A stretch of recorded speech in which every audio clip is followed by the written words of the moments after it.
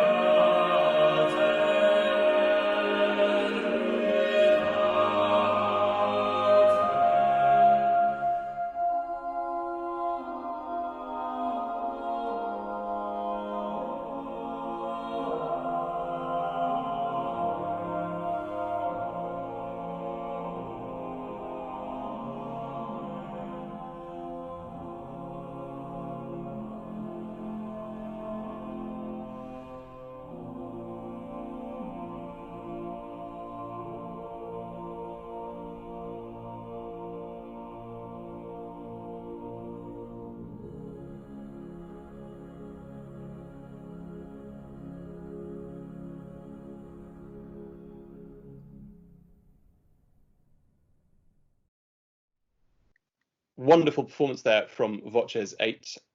Really fantastic, and that wonderful cadence at the end from B flat major to the totally unexpected D flat major in the Armend is really fantastic, and certainly aided by some rather excellent low notes from Johnny Pacey there. Not bad at all. It's absolutely amazing, yeah. How many times have you sung that in concerts, or is that more of a sort of recording piece only? We've done that. We've not done it very much in concert. It came into our repertoire probably about a year ago now. And I think it's been done in concert maybe 3 or 4 times. It's one of those pieces that we love recording, but it goes into a particular category. Another one that we're quite known for that goes into that category is Elgar's Lux Eterna, which is fantastic to perform. We love performing these pieces and they suit us really well, but they are exhausting. So when they're in a main show, as much as we want to do them, and we do them in certain concerts, you need about 2 weeks of mental preparation before you go into that gig. Yeah, I know that feeling. It's like Media Vita by John Shepherd, where it takes 25 minutes to sing, and as a baritone you get to sing this one line of very slow, long notes, and it's exhausting, and it's just as exhausting to record. But I totally know what you mean by pieces which are better to perform and some pieces which are better to record, and then for the audience to enjoy that as well. Lovely, thank you. Let's talk about your journey after Oxford. You did a lot of singing at Oxford, at Somerville, and with Schola, I believe, and various church choirs here and there. But what happened after Oxford? What was your sort of route towards Voces? Of course. I wasn't really sure what I wanted to do after Oxford. I was very lucky and had a summer full of choir tours. And then I spent 4 months in Italy. I was living in Genoa as an au pair, learning some Italian, trying to work out what to do next. I thought it'd be a good idea to learn some Italian as I was thinking about singing and go from there. Yeah. Whilst I was there, you do that thing where you put in as many applications as possible. So I applied for the Voces8's Scholars. I applied for Genesis 16, the 16 training program, and was very lucky in that I managed to get on both of those schemes. I'm very grateful for that. I also had a chat with a musical director that I'd worked with back in Peterborough. He runs a big organisation called Peterborough Sings, William Prideaux, and ended up going back to Peterborough after Italy and working for him for just over a year now. He has a male voice choir, a ladies choir, youth choirs, and does quite a lot of outreach into the local schools. So I was, I guess, a training musical director. But whilst doing all that, I had Genesis and the Voces8's Scholars going on, which were just incredible programs. Yeah. And you were still a member of the National Youth Choir through all of this as well. I was indeed. I think I've done about 10 years with them in total. I started when I was 12, when I was very little. So they are a fantastic organisation. I think in that year I even ended up going back and staffing for a course. Amazing. So, good. It's great that you've had all these experiences of training programs, because there is this sort of slightly commonly held belief that singers, it doesn't take much to train them up, but there's a wonderful stat, which I hope isn't completely made up, that it costs more to train up a singer than it does to train up a doctor. When you think of all the sort of one-on-one time that you need with singing lessons and things like that. But all these wonderful schemes such as Genesis and the National Youth Choir and everything you did at Peterborough, that's really wonderful, because I know that you then joined the Voces8's Scholars, I believe, which is probably your first route into sort of how you got towards Voces8's. It was. I obviously, as a music student, you kind of finding different repertoire that you're doing for your degree, and it just happens to be that Voces8's were quite a lot of the recordings that I was listening to. But I think I was listening to them, but not really clocking that pretty much all of my recordings were by them. So I started the scholarship scheme and then was kind of looking through my Spotify and going, oh, that's them too. Oh, that's them too. So going into it, I ended up actually being really quite nervous. The first thing that we have when you're in my year, when I was a scholar, was a week-long residential course in Milton Abbey. So in Dorset, back and beyond, there's no Wi-Fi, no phone signal. You're in it. And we were doing the Monteverdi Vespers, and I was with Barney on a tenor part. We had bottom C's that didn't come out of my mouth. And it was a crash course in ensemble singing. I remember just turning up and loving getting just to sing with these professional musicians. So with so many training courses, you get such fantastic directors in front of you, but being able to sit next to them was really something. And I remember being quite competitive and doing I see what you're doing there musically, I want to try and do that, I'm going to try and get there before you. And that was just a really exciting course. And I was lucky because I think Chris Wardle, who was in the job before I started, had been in the job since it started, so for about 12 years. So the first alto opening in Voces that there has been in 12 years came up that December. So a lot of sounds like you've had all of that, the kind of the interactive and immersive experience of singing alongside professionals at that stage, and also you need a bit of luck to be in the right place at the right time. Absolutely. People assume that, I mean, there are so many people out there who are really excellent, and you're a terrific musician, but you had that spark of luck, which all sort of applicants need for jobs like that. So you're in Voces, amazing, congratulations. What was the appointment process like? It's slightly different for each person. The way that we normally run it is that in December, you're asked to send in a CV and 2 recordings, and that's your kind of written application, cover letter, all of your serious stuff. And then first round in January, you're given 2 solo arias to do, and then you come in and you sing them to a couple of the Voces members. I think mine were the Agnus Dei from the Bach B minor Mass and Summertime. Oh, okay. Which they love giving because nobody quite knows what to do with it, and there are so many things you can do with it. So I came in and did that, and then the second round we do ensemble audition. So you're given maybe 2 or 3 pieces of music, and you come in and you take the place of the person in the group. There's a third round, which is an interview and a social. So you've got the whole sit down, where do you see yourself in 10 years, hopefully in this job. And then do you get on with everybody? The final round is quite stressful.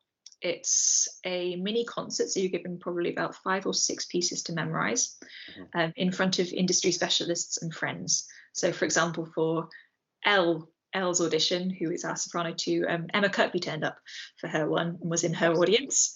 So there's the added pressure of that. It's clear that the process of appointment is not as simple as other appointment processes, where you put in your CV, you have an interview, and within 48 hours it's yes, you have the job, or we're very sorry to say that you haven't got the job. Applying and getting into these small ensembles is really hard work, and does require a lot of sort of tenacity and determination, patience, and trying to remain calm through all of it as well. Absolutely. So, I think the whole process in total it can take 6 months easily, because you're not just looking for a singer. Certainly with Voces, you live in each other's pockets. You're almost looking for a brother and sister that you can get on with. We both know that these small groups eventually turn into family. Absolutely. So you get on with one another like family, and you have to sort of fit in like family. That's not always a positive thing, of course, but I mean, the good and the bad. Absolutely. Tell us a little bit about touring. I mean, had you done much before Voces, or was this a brand new experience for you? I'd done some touring before. I think I was introduced to choir touring whilst I was at Oxford. I did the 2 Somerville US tours. So that was 2014 and 2016, nice. Which were my first times in the States. I was also lucky to go on the US tour with Schola Cantorum, so with again another Oxford one. So I had a little bit of an experience of it, but they're all maybe 1 or 2 week tours, whereas Voces tours to the US, for example, can be about 4 to 5 weeks long. I think we tried to cap them at about 4.5. That's a big suitcase. Yes, it's a big suitcase, but it's to the extent that you really, really hope you can find somewhere to do your washing halfway around, because otherwise you're stuck. This kind of leads us nicely onto your next choice of music, which I believe is from an American tour with Voces. It is indeed. It's from my first American tour. So I think it was about October to November of 2018. wow, that's only 2 years ago. And it was a bit of a crash course in touring. And we started that tour with 6 concerts in a row, all at different venues. You have a travel day and then another 5 concerts in a row. And some of these concerts included Lux Eterna. They were big gigs. This recording is taken from a concert in Kalamazoo. So I think it's towards the end of those 5 days after the 6. And I'm really proud of it. It was a heavy tour schedule, but I think it's lovely proof of what we can still do in mid-tour. It's a job. You're going in, you're doing your best every day, and I love that this is live. Looking forward to hearing it. Let's get the toes tapping and the heels snapping with some Nat King Cole.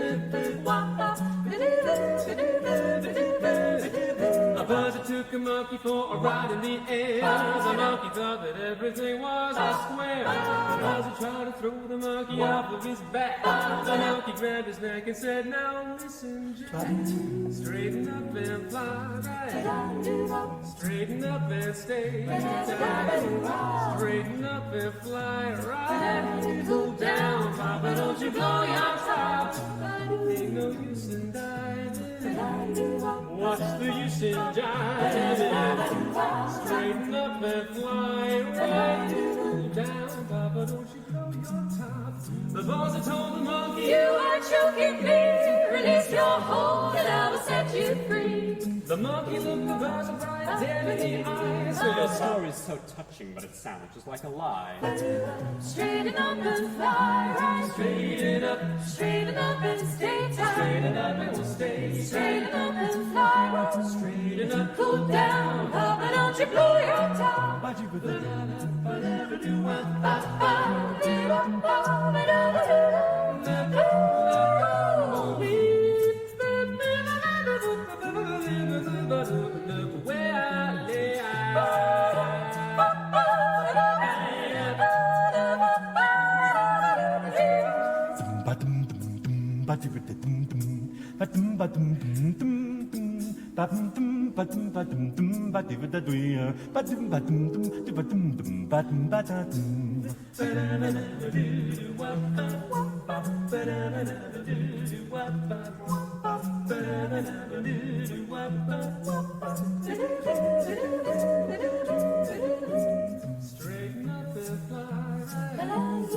Straighten up and stay tight.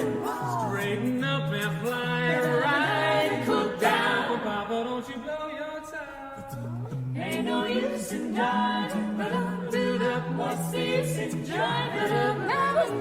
Straighten up and fly right. Cool down, Papa, don't you blow your top. Fly right.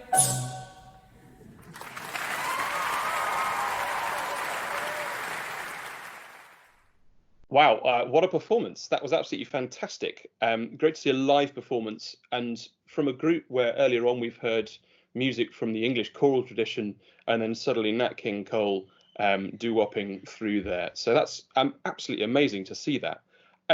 What do you think of is there a different approach to live music making as opposed to studio recording? Because we've heard one of each.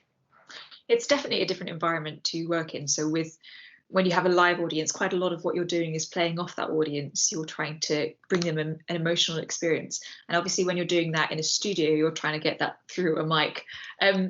We tend to record things in quite different ways. Our most normal way is just having the 8 of us stand not too far apart and just 2 overhead mics. So it's quite simple, and it requires, I don't know how to describe it. It's quite bare. You have to really be on it. Those days tend to be absolutely exhausting. It's very exposing. Yeah, I mean, everything you do is caught on mic. And then, speaking of which,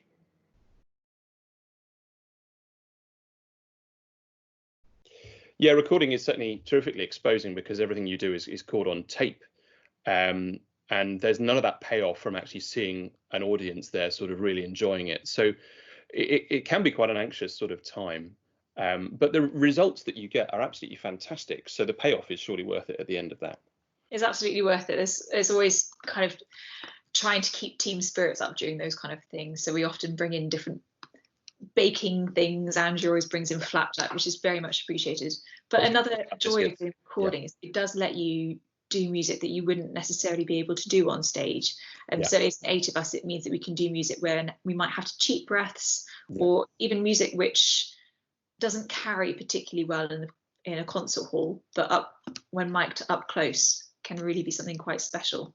It's amazing. Yeah, Stile has obviously just done a recording of Spem and Allium, which is not something we'd normally do, given that there are only 12 of us and you need 40 people to do that one. So version of that was the Barbara Anya Stay, which requires a couple more forces than we have. Absolutely. So how many parts do we hear you singing?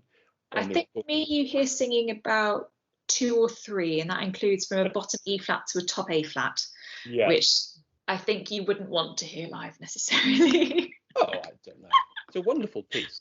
It's amazing to think that it started life as a string quartet. Absolutely. And then became something much bigger, and then became its sort of choral thing that it's known as today.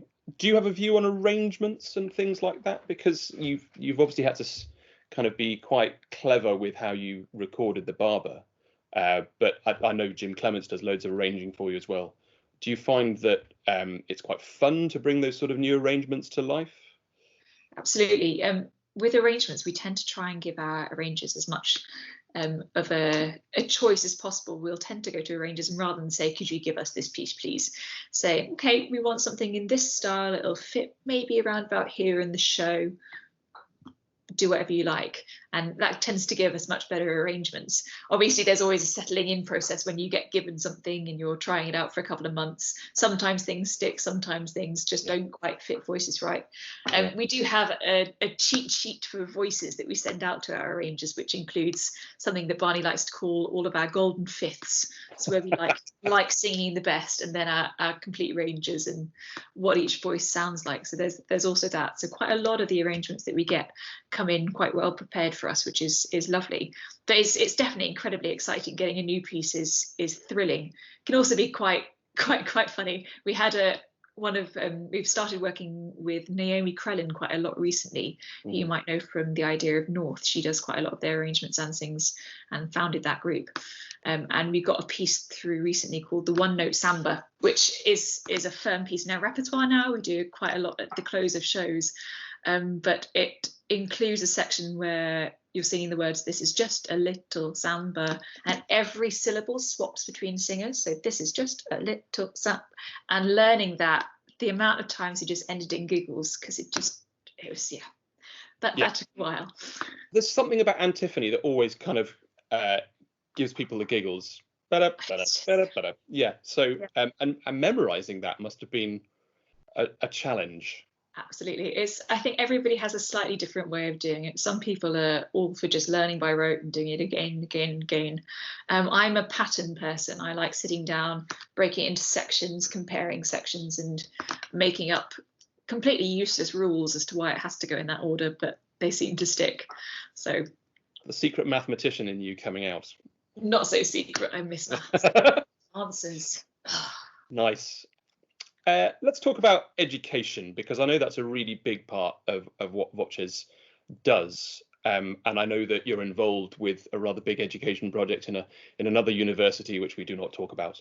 But what are your favourite parts of the education syllabus that Voces puts out? There's a huge amount that we do. So often while we're touring, if we're doing a concert in a venue, particularly in places like America, we'll often go and work with high school choirs and local and university choirs beforehand. But we do such a range of different things. We've done workshops with 5-year-old kids in France, through to working with, we have our own amateur choir that comes to work at Milton Abbey. One of the really cool projects we got to do whilst we were in America, I think maybe 2 tours ago, was we were working with a homeless choir, the Dallas Street Choir, which was just phenomenal. It's something I love about this job, is how every day is different, and there really is such variety to it, and also such space to grow. So it means that I certainly, as a new person within this job, you're learning how to teach, you're learning how to hold a room, which is thrilling. I love it. It's so valuable, and there's a widely held belief that, well, it's not even a belief, it's just fact that music education and music is really valuable in all forms of education, and not just learning about how music works. But you were talking about patterns. You were earlier talking on about language as well, and learning Italian while in Genoa. There are so many things that being a musician can bring to all sorts of ways of life. I can't think of a single subject where music isn't relevant in some way. How did Oxford prepare you for your way of life at the moment? I think Oxford as a general, it's such an experience. You're always busy. There's always far too much to do, and there's always so many things that you want to do. I think something that's unique about Oxford is the atmosphere and the number of students that are around. I know I definitely learned probably as much outside of my degree from being in the city and being surrounded by so many young musicians as my degree itself. Within the degree, you get so much background to all of this music. I think some of it even ends up being subconscious as a performer when you're approaching things. But the number of random choir concerts that a friend says, oh, you know what, I want to do a whole concert of Scandinavian choral music. Sure, all right. And it's absolutely fantastic. You learn if you put on your own show. I ended up producing 2 operas whilst I was at Somerville, one at Somerville and one down the road at a different church. And you learn how to produce things, you learn how to put on your own shows, you're learning how to manage people because you're managing your singers, you're managing everybody else on board. It's really fantastic. I think the students, as much as the university itself, are just incredible. Everyone has this wonderful sense of, yeah, I can do that. And there's no sort of sense of looking at your timetable or your diary before the answer's given. It's like, yeah, I'm keen to do that. And it's amazing that people pack that much into 9-8 week terms.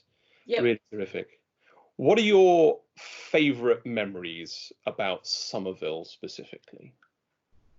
About Somerville specifically, the tours were always incredible. Yeah. And such friendships. It's amazing. I loved it. I think definitely whilst I was at Oxford, my best mates were always choir mates, which I loved. We got to do the John Passion twice with Somerville, which is one of my favourite pieces, will always be my favourite piece. I'm sorry to whoever has my score of that because I scribbled all over it. It's still being used and the tradition still stays alive. Every other year we do the John Passion now. Really? Oh, so, fantastic, yeah. And that's a special memory because that's the last kind of proper music making that I did before this lockdown started. The concert we had in the middle of 8th week, and it was touch and go. We had to change the evangelist because he'd been sort of in contact with somebody, but Dan Norman stepped in, which was rather nice at 24 hours notice. But it's, the John Passion and bringing the college together in that slightly strange building, but one that means so much to so many of us is really, really a joy. Absolutely. Cool. I'm gonna do something a bit harsh, and I'm gonna give you some random quickfire questions of either or, just to see a bit more. We've seen a lot about your personality, but just out of interest, without even thinking about it, live performance or recordings? Live performance. Bird or Tallis? Bird. Bach or Handel? Bach. Sacred music or secular music? Secular. Nice. Cathedrals or concert halls? Concert halls. Concerts in the UK or on tour? On tour. Yeah. Performance or education? Education. Cats or dogs? Cats. Star Wars or Star Trek? Star Trek. Cake or biscuits? Cake. Champagne or gin? Champagne. Oxford or Cambridge? Oxford. Thank you, is the only answer there. Thank you. And before we wrap things up and hear our final piece, please do get in touch if you have any questions about anything that you've heard today. If you've been inspired to get in touch, please do. There's a multitude of ways to make this happen. You can email us at choir@som.ox.ac.uk or keep in touch with either of us via the medium of Twitter. To hear more from Voces8, including the full version of the piece that we're about to hear, there's a huge number of their tracks on YouTube. And on that note, I'd like to add a quick thank you to Barnaby Smith from Voces for helping us with some technical things for this series, as well as allowing us to use some of the performances from Voces in this video. We're back next week with another contemplation led by Monty. And then in 2 weeks' time, similar to today with Katie, we're going to be chatting to Dame Emma Kirkby about her time at Somerville and going over some of her favourite pieces. So Katie, thank you so much for spending time chatting with me today. What is our final piece? Oh, thank you very much for having me. It's been an absolute pleasure. The last piece is Ne Iriscaris Domine, so it's William Byrd, so I'm very pleased that I chose Byrd in that quick fire there. This is a fantastic piece of music. We actually recorded it mostly just to please ourselves, because as choral music nerds, it's such a fantastic piece, and ended up putting it on YouTube just because we'd enjoyed singing it, fancied recording it, and it's been one of our most popular pieces for the last few years, which has shocked us and has also been really wonderful. It's absolutely stunning. I hope you enjoy it. Thank you very much. Good to know that early music is alive and well. Thank you, Katie.